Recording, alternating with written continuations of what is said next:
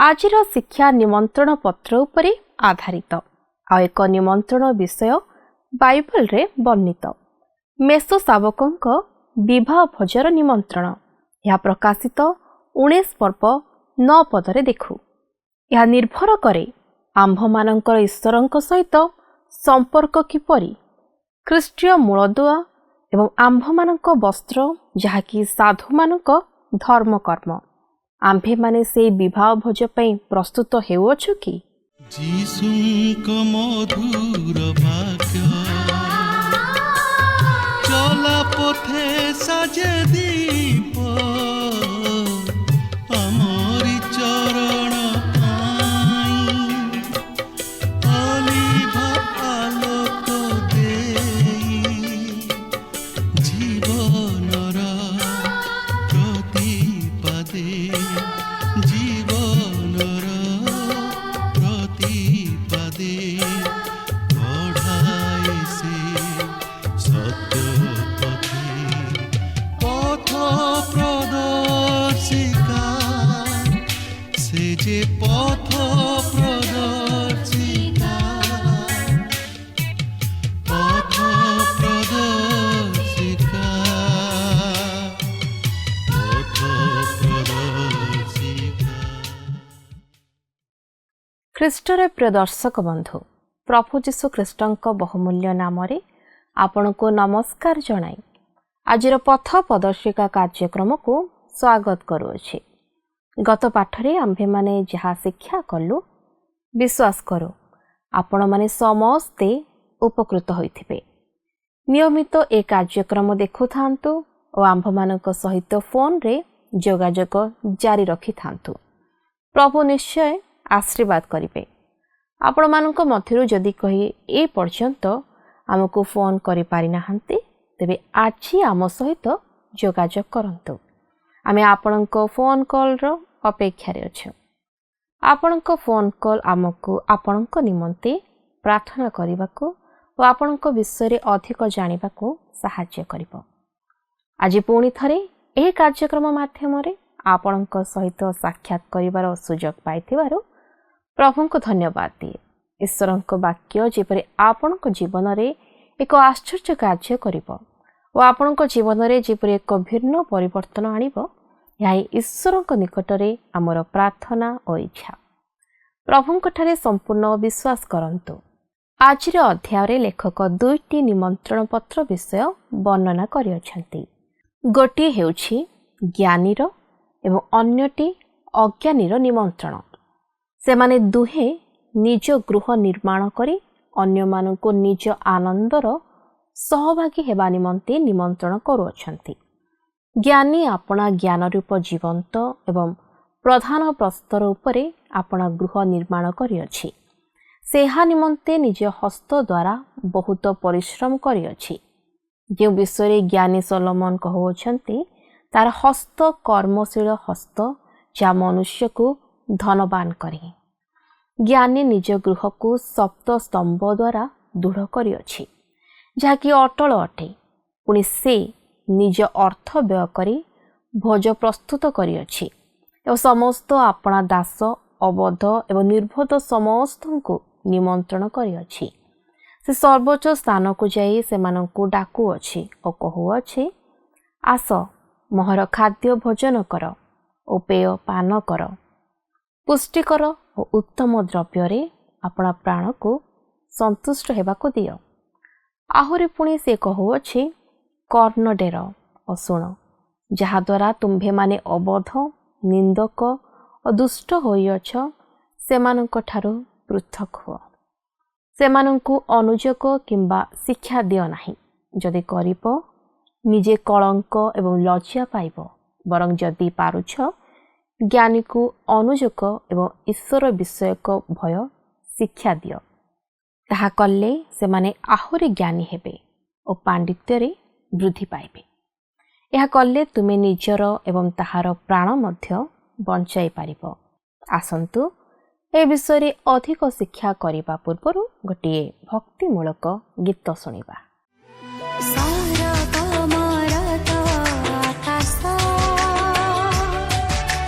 तुम्हें कला सृजा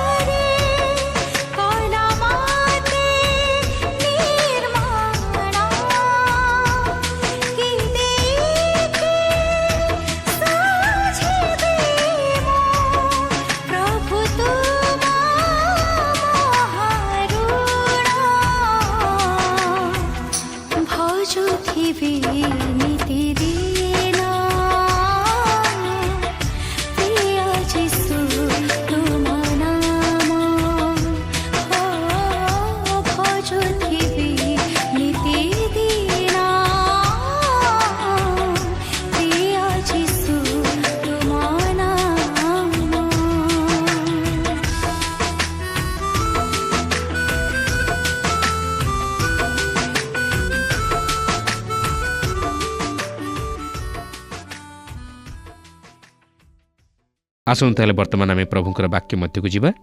ଆଜି ଆମେ ହିତୋପଦେଶ 9 ପର୍ବର ପ୍ରଥମ ପଦରୁ ଆରମ୍ଭ କରି 10 ପର୍ବର 4 ପଦ ପର୍ଯ୍ୟନ୍ତ ଅଧ୍ୟୟନ କରିବା ନିମନ୍ତେ ଯିବା। ତେବେ ବର୍ତ୍ତମାନ ଆମେ ଜ୍ଞାନର ବିଦ୍ୟାଳୟକୁ ଅତିକ୍ରମ କରି ଜ୍ଞାନର ମହାବିଦ୍ୟାଳୟ ମଧ୍ୟକୁ ପ୍ରବେଶ କରିବାକୁ ଯାଉଅଛୁ। ଆସନ୍ତୁ ବର୍ତ୍ତମାନ ସେହି ଜ୍ଞାନର ମହାବିଦ୍ୟାଳୟ ମଧ୍ୟକୁ ଯିବା। ହିତୋପଦେଶ 9 ପର୍ବର ପ୍ରଥମ 5 ପଦ ମଧ୍ୟରେ ଏହିପରି ଲେଖା ଅଛି, ଜ୍ଞାନ ଆପଣା ଗୃହ ନିର୍ମାଣ କରିଅଛି, ସେ ତାହାର ସପ୍ତ ସ୍ତମ୍ଭ ଖୋଳିଅଛି। ସେ ଆପଣା ପଶୁ ସବୁ ବଦ୍ଧ କରିଅଛି, ସେ ଆପଣା ଦ୍ରାକ୍ଷାରସ ମିଶ୍ରିତ କରିଅଛି, ସେ ଆପଣା ମେଜ ମଧ୍ୟ ସଜାଇଅଛି। ସେ ଆପଣା ଦାସୀମାନଙ୍କୁ ପଠାଇଅଛି, ସେ ନଗରର ସର୍ବୋଚ୍ଚ ସ୍ଥାନରୁ ଡାକି କହେ, ଯେଉଁ ଜନ ଅବୋଧ ସେ ଏଠାକୁ ଆସୁ। ପୁଣି ଯେଉଁ ଜନ ନିର୍ବୋଧ ତାହାକୁ ସେ କହେ, ଆସ ମୋର ଭକ୍ଷ ଭୋଜନ କର ଓ ମୋର ମିଶ୍ରିତ ଦ୍ରାକ୍ଷାରସ ପାନ କର। ଜ୍ଞାନ ଏକ ଗୃହ ନିର୍ମାଣ କରିଅଛି।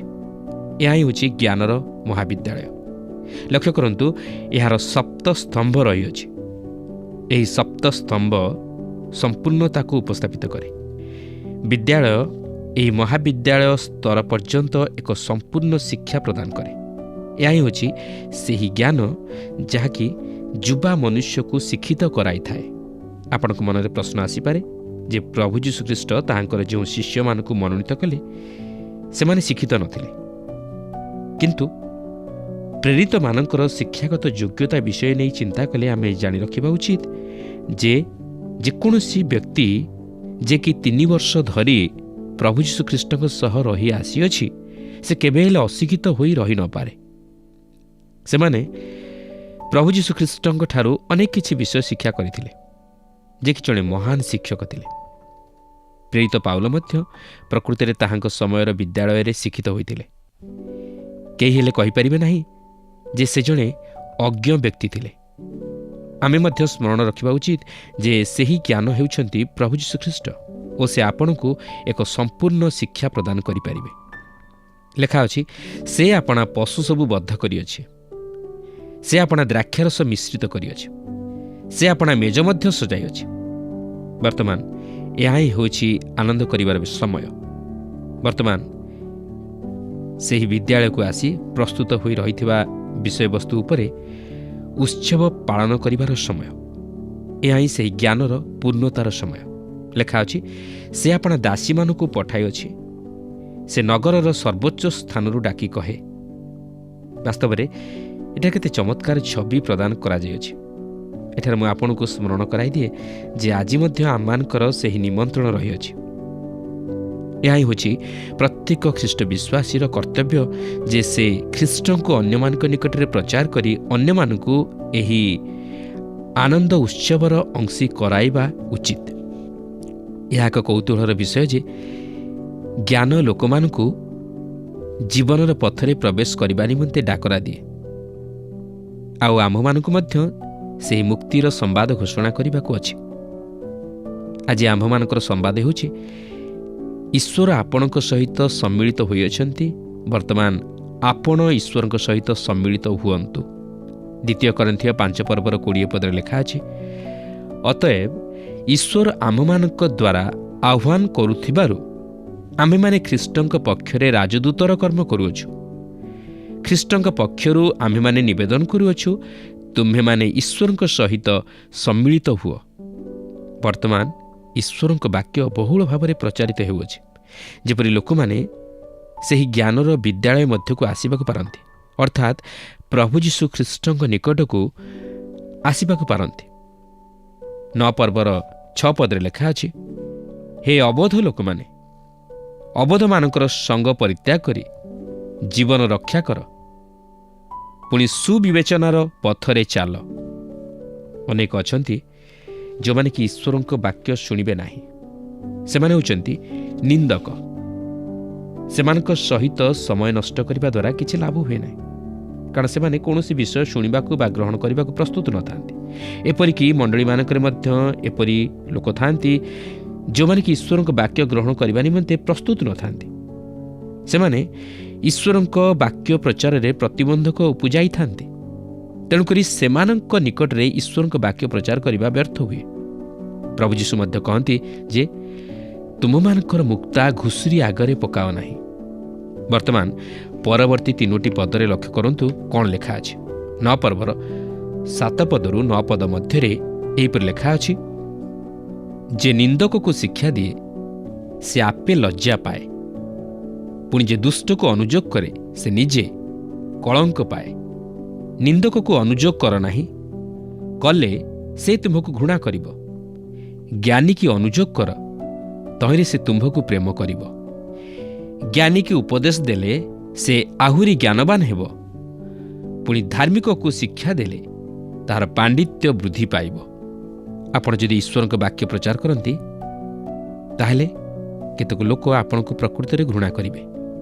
ସେମାନେ କେବେ ହେଲେ ତାହା ଗ୍ରହଣ କରିବେ ନାହିଁ। ସେମାନେ ହେଉଛନ୍ତି ନିନ୍ଦକ ଓ ଦୁଷ୍ଟ ପ୍ରକୃତିର ଲୋକ, ଯେଉଁମାନେ ଈଶ୍ୱରଙ୍କ ଠାରୁ ସମସ୍ତ ଆଶୀର୍ବାଦ ଓ ମଙ୍ଗଳଦାନ ପାଇଲେ ମଧ୍ୟ ତାହାଙ୍କ ବାକ୍ୟରେ ମନୋଯୋଗ କରନ୍ତି ନାହିଁ କି ତାହାଙ୍କର ଧନ୍ୟବାଦ କିମ୍ବା ପ୍ରଶଂସା କରନ୍ତି ନାହିଁ। ତେବେ ଏହି ପ୍ରକାର ବ୍ୟକ୍ତିମାନଙ୍କ ନିକଟରେ ଈଶ୍ୱରଙ୍କ ବାକ୍ୟ ପ୍ରଚାର କରିବା ବ୍ୟର୍ଥ ଓ ଆପଣ ତାହା କରିବା ଦ୍ୱାରା ନିଜର ସମୟ ନଷ୍ଟ କରନ୍ତି। ମାତ୍ର ଯେଉଁମାନେ ଜ୍ଞାନୀ ଓ ଧାର୍ମିକ ବ୍ୟକ୍ତି, ସେମାନେ ହିଁ ଈଶ୍ୱରଙ୍କ ବାକ୍ୟର ମହତ୍ତ୍ୱକୁ ଉପଲବ୍ଧି କରିପାରନ୍ତି। ସେମାନଙ୍କୁ ଉପଦେଶ ଦେବା ଦ୍ୱାରା ସେମାନଙ୍କର ପାଣ୍ଡିତ୍ୟ ବୃଦ୍ଧି ପାଇବ ଓ ଜ୍ଞାନୀକି ଅନୁଯୋଗ କରିବା ଦ୍ୱାରା ସେ ଆପଣଙ୍କୁ ପ୍ରେମ କରିବ, କାରଣ ସେ ଜ୍ଞାନକୁ ପ୍ରେମ କରେ। 9 ଓ 10 ପଦରେ ଲେଖା ଅଛି, ଜ୍ଞାନୀକି ଉପଦେଶ ଦେଲେ ସେ ଆହୁରି ଜ୍ଞାନବାନ ହେବ, ପୁଣି ଧାର୍ମିକକୁ ଶିକ୍ଷା ଦେଲେ ତାହାର ପାଣ୍ଡିତ୍ୟ ବୃଦ୍ଧି ପାଇବ। ସଦାପ୍ରଭୁଙ୍କ ବିଷୟକ ଭୟ ଜ୍ଞାନର ଆରମ୍ଭ, ପୁଣି ଧର୍ମସ୍ୱରୂପଙ୍କ ବିଷୟକ ଜ୍ଞାନ ସୁବିବେଚନା ଅଟେ। ଏହି ଜଗତରେ ଯଦି ଜଣେ ବ୍ୟକ୍ତି ଈଶ୍ୱର ବିହୀନ ଜୀବନଯାପନ କରେ, ତାହେଲେ ସେ ନିର୍ବୋଧ ବା ମୂର୍ଖ ସହିତ ସମାନ। ଯେ ବନ୍ଧୁ, ଆମେ ଏହି ବର୍ତ୍ତମାନର ସମସାମୟିକ ସମାଜ ମଧ୍ୟରେ ନିଜର ସୁରକ୍ଷା ନିମନ୍ତେ ବିଶେଷ ଯତ୍ନବାନ। ଆମେ ନିଜର ଭରଣ ପୋଷଣ ନିମନ୍ତେ ମଧ୍ୟ ଅନେକ କିଛି ଯୋଜନା କରୁ। ହଁ, ଏପରି କରିବା ମଧ୍ୟ ବୁଦ୍ଧିମାନର ବିଷୟ। ମାତ୍ର ଆମମାନଙ୍କର ସେହି ଅନନ୍ତ କାଳସ୍ଥାୟୀ ବାସ ନିମନ୍ତେ ଆମେ କ'ଣ କରିଛୁ? ଆମେ ତହି ନିମନ୍ତେ କ'ଣ ସଞ୍ଚୟ କରି ରଖିଛୁ? ବାସ୍ତବରେ ଈଶ୍ୱର ବିହୀନ ଜୀବନଯାପନ କରିବା କେଡ଼େ ନିର୍ବୋଧତାର ବିଷୟ। କିନ୍ତୁ ସଦାପ୍ରଭୁଙ୍କ ବିଷୟକ ଭୟ ଜ୍ଞାନର ଆରମ୍ଭ। ଯେ ବ୍ୟକ୍ତି ଈଶ୍ୱରଙ୍କୁ ଭୟ କରି ତାହାଙ୍କ ବାକ୍ୟ ଅନୁଯାୟୀ ଜୀବନଯାପନ କରେ, ସେ ହିଁ ପ୍ରକୃତିରେ ଜ୍ଞାନୀ ଓ ବୁଦ୍ଧିମାନ। 9 ପର୍ବର 11 ଓ 12 ପଦରେ ଏହିପରି ଲେଖା ଅଛି, ଯେହେତୁ ମୋ ଦ୍ୱାରା ତୁମ୍ଭର ଦିନ ବୃଦ୍ଧି ପାଇବ, ପୁଣି ତୁମ୍ଭ ଆୟୁର ବର୍ଷ ବଢ଼ିବ। ତୁମ୍ଭେ ଜ୍ଞାନୀ ହେଲେ ଆପଣା ନିମନ୍ତେ ଜ୍ଞାନୀ ହେବ, ଯେବେ ନିନ୍ଦା କର ଆପେ ତାହା ବହିବ। ପ୍ରିୟ ବନ୍ଧୁ, ଆପଣ ଯଦି ଦୀର୍ଘାୟୁ ପ୍ରାପ୍ତ ହେବାକୁ ଚାହାନ୍ତି ଓ ସେହି ଅନନ୍ତ ଜୀବନର ଅଧିକାରୀ ହେବାକୁ ଚାହାନ୍ତି, ତାହେଲେ ସେହି ଜ୍ଞାନକୁ ଅର୍ଥାତ୍ ପ୍ରଭୁ ଯୀଶୁଖ୍ରୀଷ୍ଟଙ୍କୁ ନିଜ ହୃଦୟରେ ସ୍ଥାନ ଦିଅନ୍ତୁ। ମାତ୍ର ଯଦି ଆପଣ ତାହାଙ୍କର ନିନ୍ଦା କରନ୍ତି ଓ ସେହି ଜ୍ଞାନକୁ ତିରସ୍କାର କରନ୍ତି, ତାହେଲେ ଆପଣ ନିଜେ ନିଜ ନିମନ୍ତେ ବିନାଶ ଆଣୁଅଛନ୍ତି। 9 ପର୍ବର 13 ପଦରେ ଲେଖା ଅଛି, ଅଜ୍ଞାନା ସ୍ତ୍ରୀ ଲୋକ କଳିହୁଡ଼ି, ସେ ଅବୋଧ ଓ କିଛି ଜାଣେ ନାହିଁ। ଆପଣ ଦେଖନ୍ତୁ, ଅଜ୍ଞାନତା ମଧ୍ୟ ଏକ ବିଦ୍ୟାଳୟ ପରିଚାଳନା କରେ। ଆଜି ଆପଣ ଏହିପରି ଅନେକ ବିଦ୍ୟାଳୟମାନ ଦେଖିବାକୁ ପାରିବେ, ଯେଉଁଠାରେ କେବଳ କୁଶିକ୍ଷା ଓ କୁପରାମର୍ଶ ଦିଆଯାଏ। 9 ପର୍ବର 14 ପଦରେ ଲେଖା ଅଛି, ସେ ଆପଣା ଗୃହଦ୍ୱାର ନିକଟରେ ଓ ନଗରର ଉଚ୍ଚ ସ୍ଥାନରେ ଆସନ ପାରି ବସାଇ। ଦେଖନ୍ତୁ, ସେହି ଅଜ୍ଞାନା ସ୍ତ୍ରୀକୁ ବାହାରକୁ ଯାଇ କାହାକୁ ନିମନ୍ତ୍ରଣ କରିବାକୁ ପଡ଼େ ନାହିଁ, ମାତ୍ର ସେମାନେ ତାହା ନିକଟକୁ ଆସନ୍ତି। ଆଜି ହଜାର ହଜାର ଲୋକ ଏହିପରି ଭାବେ ବିପଥଗାମୀ। ସେମାନେ ଏହିପରି ସ୍ଥାନମାନଙ୍କୁ ଯିବା ନିମନ୍ତେ ପସନ୍ଦ କରନ୍ତି। ସେମାନେ ଈଶ୍ୱରଙ୍କ ବାକ୍ୟରୁ ଶିକ୍ଷା ଗ୍ରହଣ କରିବାକୁ ଚାହାନ୍ତି ନାହିଁ, ମାତ୍ର ମନୁଷ୍ୟମାନଙ୍କଠାରୁ ଏହିପରି ଭ୍ରାନ୍ତ ଶିକ୍ଷା ଓ କୁପରାମର୍ଶ ଲୋଡ଼ିବାକୁ ପସନ୍ଦ କରନ୍ତି। ଆଜି ମଧ୍ୟ ଏହିପରି ଅନେକ ଲୋକମାନେ ଅଛନ୍ତି, ଯେଉଁମାନେ ଏହିପରି କାର୍ଯ୍ୟ କରିବାକୁ ପସନ୍ଦ କରନ୍ତି। ସେମାନେ ସମସ୍ତ ପ୍ରକାର ଅନ୍ୟାୟ, ଅଧର୍ମ, ପାପ କରିବାକୁ ପଛାନ୍ତି ନାହିଁ, ଆଉ ସେମାନେ ସେହିସବୁ କରିବା ପାଇଁ ପସନ୍ଦ କରନ୍ତି। 9 ପର୍ବର 15-18 ପଦ ମଧ୍ୟରେ ଏହିପରି ଲେଖା ଅଛି, ସେ ନିକଟ ଦେଇ ନିଜ ନିଜ ପଥରେ ସଳଖ ଯିବାର ପଥିକମାନଙ୍କୁ ଡାକି କହେ ଯେ ଅବଧ ସେ ଏଠାକୁ ଆସୁ। ବୁଦ୍ଧିହୀନ ଲୋକକୁ ସେ ଏହି କଥା କହେ, ଚୌର୍ଯ୍ୟ ଜଳ ମିଷ୍ଟ ଓ ଗୋପନ ଅନ୍ନ ସୁସ୍ୱାଦୁ। ମାତ୍ର ସେହି ଲୋକ ଜାଣେ ନାହିଁ ଯେ ମୃତ ଲୋକମାନେ ସେଠାରେ ଥାଆନ୍ତି, ପୁଣି ତାହାର ନିମନ୍ତ୍ରିତ ଗଣ ପାତାଳର ଗଭୀର ସ୍ଥାନରେ ଅଛନ୍ତି। ପ୍ରକୃତରେ ଆଜି ଅନେକ ଲୋକ ଏହିପରି ଭାବେ ବିପଦଗାମୀ ହୋଇ ନିଜର ଜୀବନ ପ୍ରତି ବିନାଶ ଘଟାଇ ଅଛନ୍ତି। ସେମାନଙ୍କର ଶେଷ ଦଶା ଅତି ଭୟଙ୍କର। ଆଜି ଅନେକ ଏହିପରି ଅଜ୍ଞାନା ସ୍ତ୍ରୀର ଶିକ୍ଷାରେ ପରିଚାଳିତ ହୋଇ କେବଳ ନିଜର ନୁହେଁ, ନିଜ ପରିବାର ତଥା ମଣ୍ଡଳୀର ମଧ୍ୟ ଅବନତି ଘଟାଇ ଅଛନ୍ତି। ସେମାନେ ପ୍ରଭୁଙ୍କଠାରୁ ଦୂରକୁ ଚାଲିଯାଇଛନ୍ତି। ସେମାନେ ଅନ୍ଧ ହୋଇଯାଇଛନ୍ତି। କିନ୍ତୁ ଆଜି କ'ଣ ଆମେ ଏଥିପ୍ରତି ସତର୍କ ଅଛୁ କି? ଆସନ୍ତୁ ଏହାପରେ 10 ପର୍ବ ମଧ୍ୟକୁ ଯିବା। ଏହି ପର୍ବଟି ହିତୋପଦେଶ ପୁସ୍ତକର ଦ୍ୱିତୀୟ ମୁଖ୍ୟ ବିଭାଗଟିକୁ ଆରମ୍ଭ କରେ।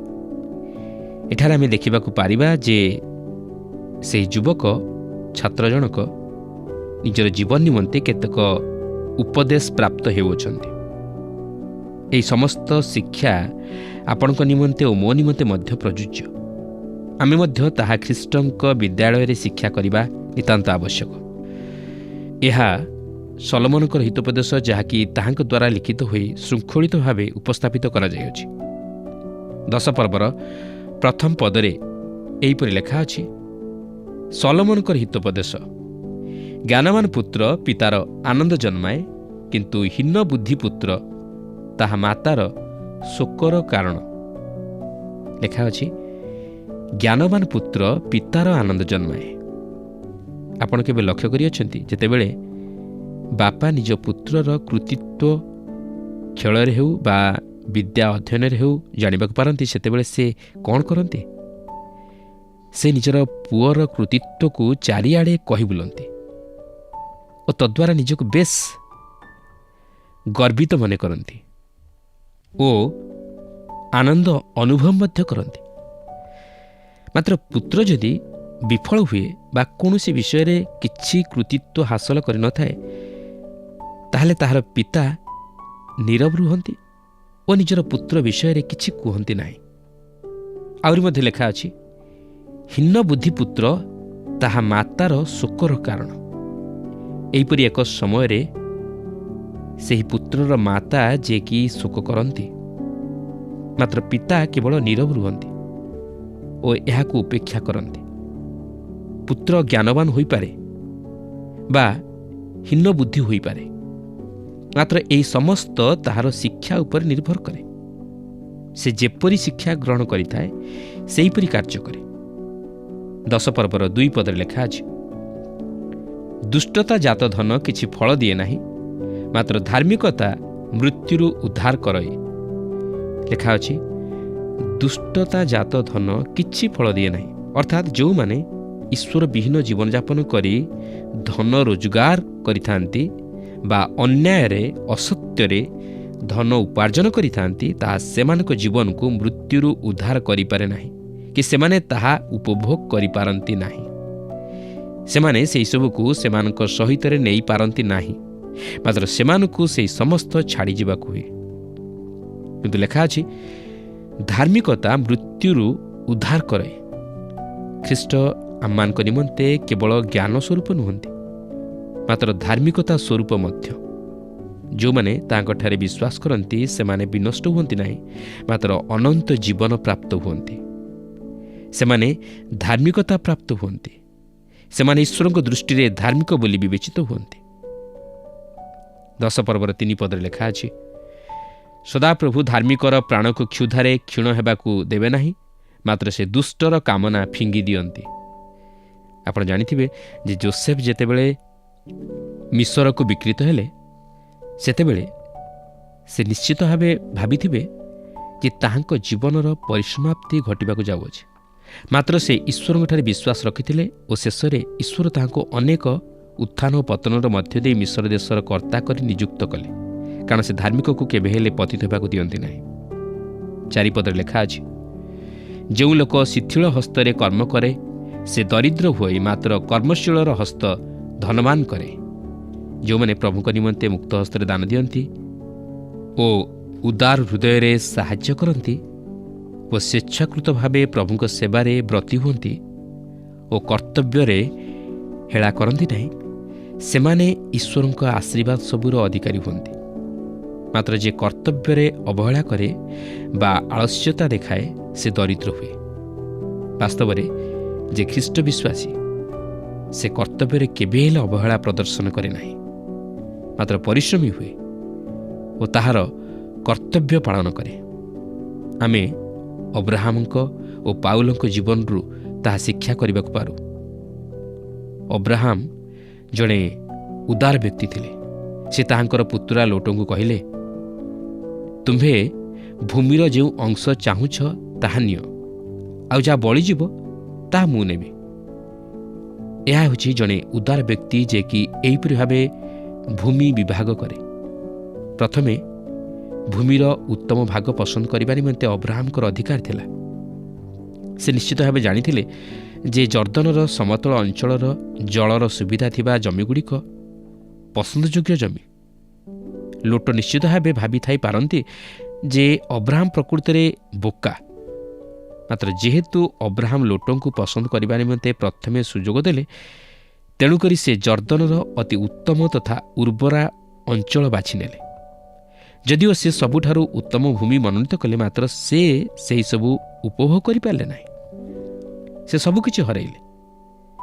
ସେହିପରି ନୂତନ ନିୟମରେ ଆମେ ପ୍ରେରିତ ପାଉଲଙ୍କୁ ଦେଖୁ ଯେ କି ନିଜ ହସ୍ତରେ କର୍ମ କରି ପ୍ରଭୁଙ୍କ ରାଜ୍ୟ ବିସ୍ତାର ନିମନ୍ତେ ମଧ୍ୟ ସାହାଯ୍ୟ କରୁଥିଲେ ଓ ପ୍ରଭୁଙ୍କ କାର୍ଯ୍ୟ କରୁଥିଲେ। ଲେଖା ଅଛି, ମାତ୍ର କର୍ମଶୀଳର ହସ୍ତ ଧନବାନ କରେ। ଦୁଇଟି ଶବ୍ଦ ଅଛି ଯାହାକି ବାଇବଲରେ ଏକତ୍ର ଗମନ କରନ୍ତି ନାହିଁ। ବିଶ୍ୱାସ ଓ ଆଳସ୍ୟତା ଏକତ୍ର ମିଳିତ ହୁଅନ୍ତି ନାହିଁ। ଜଣେ ଅଳସୁଆ ଖ୍ରୀଷ୍ଟ ବିଶ୍ୱାସୀ ଈଶ୍ୱରଙ୍କଠାରେ ପ୍ରକୃତ ବିଶ୍ୱାସର ସହିତ ଜଣେ ଖ୍ରୀଷ୍ଟ ବିଶ୍ୱାସୀ ନୁହେଁ। ଜଣେ ଯେ କି ପରିଶ୍ରମୀ ସେ ହେଉଛି ଜଣେ ଯେ କି କାର୍ଯ୍ୟ କରିବ ଓ ପରିଶ୍ରମ କରିବ। ଏହା ମୋତେ ମଧ୍ୟ ପ୍ରେରିତ ପାଉଲଙ୍କୁ ସ୍ମରଣ କରାଇଦିଏ। ଯେତେବେଳେ ପ୍ରଭୁ ତାଙ୍କୁ ଡାକିଲେ, ସେତେବେଳେ ସେ ପ୍ରକୃତରେ ଜଣେ ଅଳସୁଆ ବ୍ୟକ୍ତିଙ୍କୁ ପାଇନଥିଲେ। ପ୍ରିୟ ବନ୍ଧୁ, ପ୍ରଭୁ ଆମମାନଙ୍କୁ ସାହାଯ୍ୟ କରନ୍ତୁ ଯେପରି ଆମମାନେ ସଦାସର୍ବଦା ତାହାଙ୍କର ଉଦ୍ଦେଶ୍ୟରେ ଜୀବନଯାପନ କରୁ ଏବଂ ଆମମାନଙ୍କର କର୍ତ୍ତବ୍ୟରେ ସଚେଷ୍ଟ ରହୁ। ପ୍ରଭୁ ପ୍ରତ୍ୟେକଙ୍କୁ ଆଶୀର୍ବାଦ କରନ୍ତୁ। ମୋର ବିଶ୍ୱାସ ଆଜିର କାର୍ଯ୍ୟକ୍ରମ ଆପଣଙ୍କୁ ନିଶ୍ଚୟ ଭଲ ଲାଗିଥିବ ଓ ଆପଣ ଆତ୍ମିକ ଜୀବନରେ ଉପକୃତ ହୋଇଥିବେ। ଆଜିର ଶିକ୍ଷା ଅନୁସାରେ ଆମ୍ଭେମାନେ ମଧ୍ୟ ଜଣେ ଜଣେ ଗୃହ ନିର୍ମାଣକାରୀମାନଙ୍କ ତୁଲ୍ୟ ଅଟୁ। କିନ୍ତୁ ପ୍ରଶ୍ନ ଉଠେ, ଆମ୍ଭେମାନେ କାହା ପରି ନିର୍ମାଣ କରିଅଛୁ? ଜଣେ ବୁଦ୍ଧିମାନ ଗୃହ ନିର୍ମାଣକାରୀ ତୁଲ୍ୟ ଭିତ୍ତିମୂଳ ସ୍ଥାପନ କରିଅଛୁ ନା ଅଜ୍ଞାନୀ ତୁଲ୍ୟ କରିଅଛୁ? ଆମ୍ଭମାନଙ୍କ କର୍ମ କି ପ୍ରକାର ତା ଆମ୍ଭମାନଙ୍କ ଗୃହ ପ୍ରକାଶ କରିବ। ଜ୍ଞାନୀ ସୋଲୋମନଙ୍କ କହିବା ଅନୁସାରେ ପରମେଶ୍ୱର ଓ ମନୁଷ୍ୟମାନଙ୍କର ସେବା କରିବା ସମୟରେ ଆମ୍ଭମାନଙ୍କ ହସ୍ତ ଶିଥିଳ ନ ହେଉ, ବରଂ କର୍ମଶୀଳ ହେଉ। ଆମ୍ଭମାନଙ୍କ ଗୃହର ସ୍ତମ୍ଭ ଜ୍ଞାନ ଓ ବୁଦ୍ଧିରେ ସ୍ଥାପିତ ହେଉ। ଆମ୍ଭେମାନେ ଗୃହରେ, ସ୍କୁଲ, କଲେଜ କିମ୍ବା ଅଫିସରେ ଯେଉଁ ସ୍ଥାନରେ ମଧ୍ୟ କର୍ମ କରୁଅଛୁ, ସେ ସ୍ଥାନରେ ଆମ୍ଭମାନଙ୍କର ଏହି ଶରୀର ରୂପ ଗୃହ ଅନ୍ୟ ବିଶ୍ୱାସୀମାନଙ୍କ ଆଦର୍ଶ ସ୍ୱରୂପ ହେଉ। ଏହାଦ୍ୱାରା ସେମାନେ ଆନନ୍ଦର ସହିତ ଆମ୍ଭମାନଙ୍କ ସହ ସହଭାଗିତା କରିବା ସଙ୍ଗେ ସଙ୍ଗେ ଭୋଜନ ପାନ କରି ଈଶ୍ୱରଙ୍କ ପ୍ରଶଂସା କରିବେ। ଆଜି ଆମ୍ଭେମାନେ ଚିନ୍ତା କରୁ, ଆମ୍ଭମାନଙ୍କ ଜୀବନ ରୂପ ମୂଳଦୁଆ କି ପ୍ରକାର ଅଛି?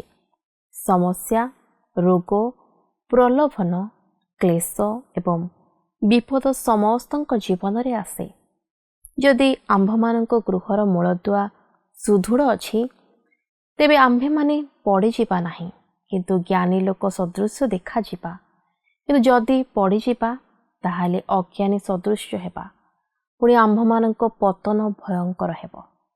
ଧନବାନ ହେବା ପରିବର୍ତ୍ତେ ଦରିଦ୍ର ଓ ଅଭିଶପ୍ତ ହେବା। ଆସୁ ନିଜକୁ ଠିକ୍ ଭାବରେ ଗଠନ କରୁ। ଆଜି ତ ଆମ ସମୟ ଶେଷ ହେଲାଣି।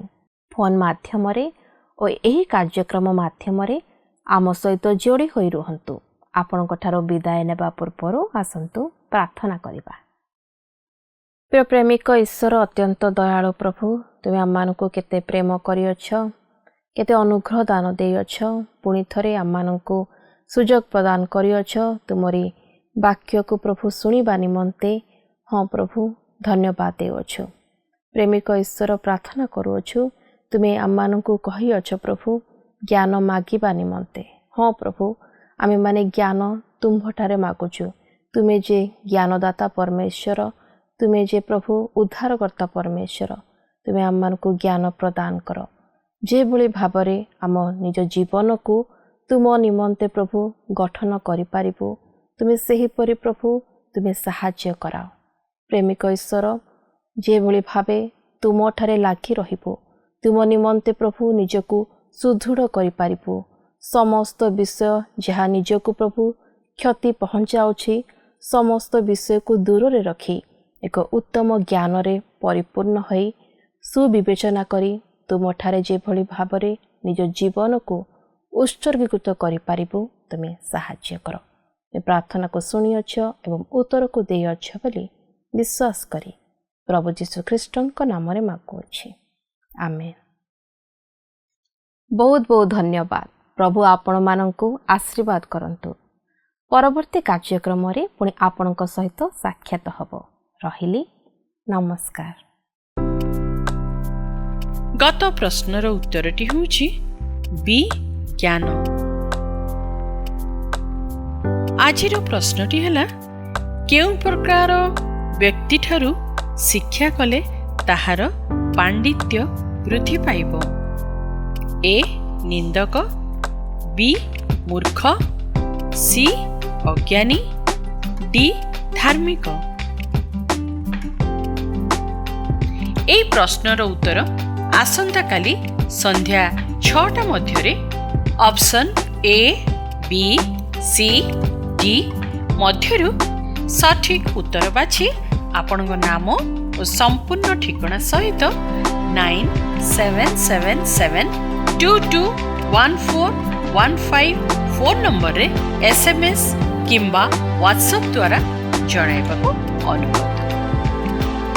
ଯଦି ଆପଣଙ୍କୁ ଆମ କାର୍ଯ୍ୟକ୍ରମ ଭଲ ଲାଗୁଛି, ତେବେ 044490812996ରେ ମିସ୍ଡ କଲ୍ ଦେଇ ବିଜୟୀ ହୋଇପାରିବେ। ଗତ ସପ୍ତାହର ବିଜୟ ଦର୍ଶକ ବନ୍ଧୁ ହେଲେ ନବରଙ୍ଗପୁରରୁ ରାଜେଶ କୁମାର ଭାତ୍ରା ଓ ପରିବାର।